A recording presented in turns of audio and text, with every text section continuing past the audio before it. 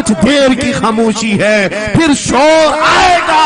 آج کتوں کا وقت ہے، کل ہمارا دور آئے گا۔ نعرے تکبیر، نعرے رسالت، عظمت رسول، شان رسول، فیضان اولیاء اکرام، فیضان۔ لیکن میں اتنی بات کہتا ہوں، الحمدللہ ہماری وہ قوم ہے، مجھ جیسے ایک نکمے، میں ایک غلام اور خادم ہوں، مجھے دیکھنے کے لیے وہ بیچ میں کسی کو برداشت نہیں کر پاتے، تو یہ اپنے رسول اور اپنے درمیان کسی اور کو کیوں برداشت کر سکتے ہیں؟ کیا بات ہے، بہت اچھا۔ ہم غلاموں کے لیے ان کے جذبات ہیں تو رسول کے لیے جذبات اور ہیں۔ الحمدللہ وہ عشق ابھی سلامت ہے، اسی لیے تو ہم گھوم رہے ہیں۔ اگر مرے ہوتے تو مردوں کو کون خطاب کرتا؟ زندگی ابھی باقی ہے اور ہمیں امید بھی باقی ہے، امید باقی ہے۔ خرافات آ گئی ہیں، مجھے پتا ہے، غلط کام بہت آ گئے ہمارے محلے میں۔ مجھے صبح سے بتایا گیا بہت سارے، یہ ایک محلے کا المیہ نہیں ہے، ہم جہاں جا رہے ہیں شہروں کے شہر نشے میں تباہ ہیں، برباد ہیں، لیکن ساتھ میں مجھے اس بات کا یقین ہے حضور کی یہ امت گنہگار تو ہو گئی ہے لیکن غدار نہیں ہے۔ کیا بات ہے، حضور کی غدار نہیں ہے۔ آج بھی اگر ان سے کہہ دو، چاہے وہ کسی بھی طرح کا عمل رکھتا ہو، حضور کی عزت کی بات آئی تو اپنی گردن لے کر حاضر ہونے کو تیار سبحان اللہ ہے یا نہیں میری اس بات پر؟ سنو، خالد بن ولید جب قلعے کا محاصرہ کر چکے ہیں، عیسائی پادری نے اپنے سارے ساتھیوں سے کہا ہم ان کو 3 دن کا ٹائم دیتے ہیں کہ ہم ان کو صلح کرنے کی بات کریں گے، لیکن میری ایک شرط ہوگی، یہ اپنے نوجوان ساتھیوں کو لے کر بازار سے گزرتے ہوئے آ جائے، اگر صحیح سلامت ان کے سارے فوجی آ گئے ہم قلعے کی چابیاں دے دیں گے۔ سارے عیسائیوں نے پوچھا کیا کرنا کیا چاہتے ہو؟ اس پادری نے کہا ملک کی مشہور خوبصورت لڑکیوں کو اور زر و جواہرات کو میں راستے پر بچھا دوں گا، ننگی لڑکیوں کو کھڑا کر رکھوں گا، جب خالد بن ولید کی فوج یہاں سے گزرے گی، نوجوان ہے، نفس بھڑکتا ہے، اور اس طرح سے ایک نوجوان کو خریدنے کے لیے 2 ہی چیزیں ہوتی ہیں، ایک عورت ہے، دوسری دولت ہے، اور نوجوان اس میں پھسل جاتا ہے۔ میں جانتا ہوں کہ جب یہ دونوں چیزیں سجا کر رکھ دی جائیں، خالد بن ولید کے یہ لشکری ٹوٹ پڑیں گے عورتوں پر اور دولت پر، ہم آسانی سے ان پر قابض ہو جائیں گے۔ سب نے واہ واہ کیا، تالیاں بجائی، اور پادری آ کر خالد بن ولید سے کہتا ہے ہم آپ سے لڑنا نہیں چاہتے، ہم آپ سے مقابلہ نہیں کرنا چاہتے، آپ 3 دن کے بعد اپنے لشکریوں کو لے کر اس بازار سے گزرتے ہوئے آ جائیے، صحیح سلامت اگر آپ پہنچ گئے تو قلعے کی چابیاں آپ کے حوالے کر دوں گا۔ توجہ، خالد بن ولید نے کہا منظور ہے، یہ شرط میں اتفاق کرتا ہوں۔ واپس آئے، اپنے ساتھیوں سے کہا جنگ نہیں کرنی ہے، لیکن ایک ہی شرط انہوں نے رکھا ہے، 3 دن کے بعد اس بازار سے گزر کر ہمیں جانا ہے، لیکن کوئی نہ کوئی حربہ تو ہوگا، کوئی نہ کوئی سازش تو ہوگی، ہر چیز کے لیے تیار رہنا۔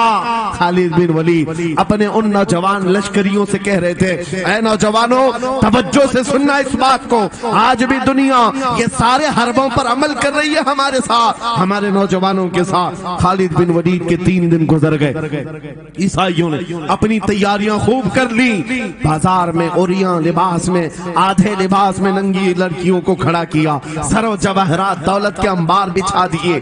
جب خالد بن ولید کے سپاہی میدان میں گزرتے ہوئے اس بازار میں آتے ہیں، پہلا قدم رکھا تھا، نظریں پڑ گئی، خالد بن ولید رک گئے، پلٹ گئے، اپنے لشکریوں سے کہا وہی آج میں تم سے کہہ رہا ہوں، انہوں نے کہا تھا اے نوجوانوں، اے رسول اللہ کے شہدائیوں، تمہاری امتحان کا دن ہے، آج تمہارے امتحان کا دن ہے، اگر تمہارا قدم پھسل گیا صبح قیامت تک تم پر لعنتوں کی پھٹکار ہوگی، اور اگر جمع رہا صبح قیامت تک اللہ کی رحمت کے پھول برسائے جائیں گے۔ نوجوانوں نے پوچھا کرنا کیا ہے ہمیں، آج کون سے امتحان میں کامیاب ہونے کا طریقہ کیا ہے اس امتحان میں؟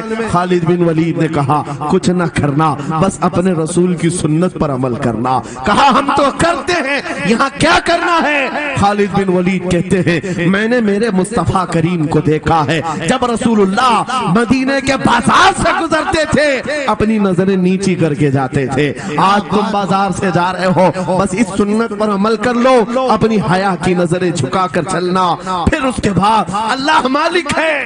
خالد بن ولید کے جوش اور ولولے سے بھری ہوئی یہ تقریر ایسی اثر کر گئی. وہ نوجوان ایک دو نہیں تھے, سینکڑوں کی تعداد میں تھے, سر جھکائے بازار سے ایسے چل رہے ہیں. تاریخ نگار کہتے ہیں وہ اس طرح سے چل رہے تھے کہ ان کے سروں پر انڈا بھی رکھ دیا جاتا تو نہیں گرتا, نہ ادھر ہلائے نہ ادھر ہلائے, نہ ادھر دیکھے نہ ادھر دیکھے, اور برابر اپنی نظریں زمین پر جھکائے ہوئے تیزی سے چلتے ہوئے اس قلعے کے پھاٹک تک پہنچ گئے. وہاں وہ پادری صاحب انتظار میں تھے, بھٹک گئے ہوں گے, عورتوں سے بھڑ گئے ہوں گے, دولت جمع کر رہے ہوں گے, مگر یہ دیوانے ٹھکراتے ہوئے ہر دولت اور اوریانیت کو اس قلعے کے پھاٹک تک پہنچ گئے. پادری سامنے آیا, قلعے کی چابیاں وعدے کے مطابق خالد بن ولید کی گود میں ڈال دیا اور کہا ایک بات بتاؤ اے خالد, ایک بات تو بتاؤ, یہ جو تم نے جماعت, یہ جو تم نے لشکر جمع کیا ہے سپاہیوں کا, یہ انسان ہیں یا فرشتے ہیں, ان کے دل ہیں یا نہیں, ان کی خواہشات ہیں یا نہیں, ان کے جسموں میں نفس ہے یا نہیں. ہم نے ملک کی سب سے خوبصورت ترین عورتوں کو کھڑا کر دیا تھا, دولت کو بچھا دیا تھا, ان میں سے ایک بھی اس کی طرف توجہ نہیں کیا. خالد بن ولید مسکرا کر جو جواب دیتے ہیں وہ ہمارا ایمان ہونا چاہیے. کیا جواب دیتے ہیں؟ فرماتے نادان, اے عیسائی, ان آنکھوں کو تو خریدنے کی کوشش کر رہا تھا جن آنکھوں میں پہلے سے جمال مصطفیٰ بسا ہوا. کیا بات ہے, سبحان اللہ.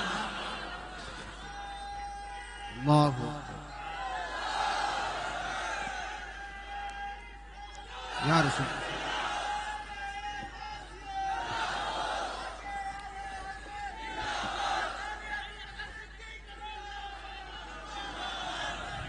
یہ جو لوگ لائٹ کے قریب ہیں ان سے گزارش ہے کہ آپ ہٹ جائیں, کرنٹ میرے عزیزوں, یہ جواب تھا.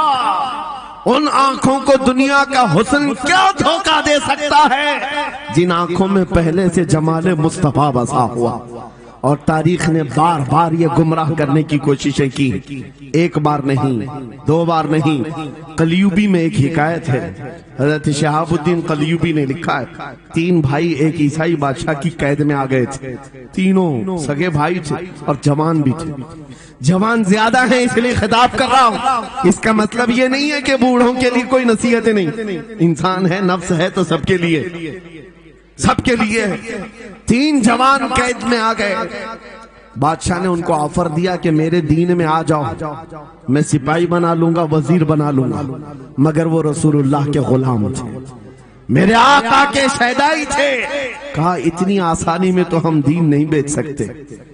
توجہ ہے نوجوانوں, یہ سب تمہارے ساتھ ہو رہا ہے.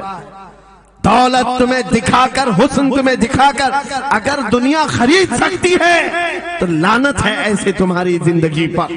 تف ہے. پھر وہ کیسا ایمان والا ہے, کیسا مسلمان ہے جس نے اپنے نبی کی محبت کو ہلکی چیز میں بیچ دیا. اس کا کوئی تعلق نہیں ہے. الا لا ایمان لمن لا محبت له. اعلیٰ حضرت نے لکھا ہے اس کا ایمان ہی نہیں جس کے دل میں میرے آقا کی محبت نہیں. کیا بات ہے, اگر محبت ہے تو سودا نہیں کرو گے. 3 بھائی ایک بادشاہ کی قید میں آ گئے اور ان کو آفر دیا گیا, دین بدل لو, ہمارے دین میں آ جاؤ, چھوڑ دیں گے. سخت تھے, جمے ہوئے تھے, ڈٹے ہوئے تھے. کہا نہیں. کہا جلاد کو بلاؤ, کوڑے مارو. کہا تیار ہیں. اتنا نہیں, بادشاہ اتنے غصے میں تھا, جلاد کو بلایا اور کہا ایک کڑھائی لاؤ, تیل ڈالو اور کھولاؤ. تیل ڈال کر کے کھولایا گیا.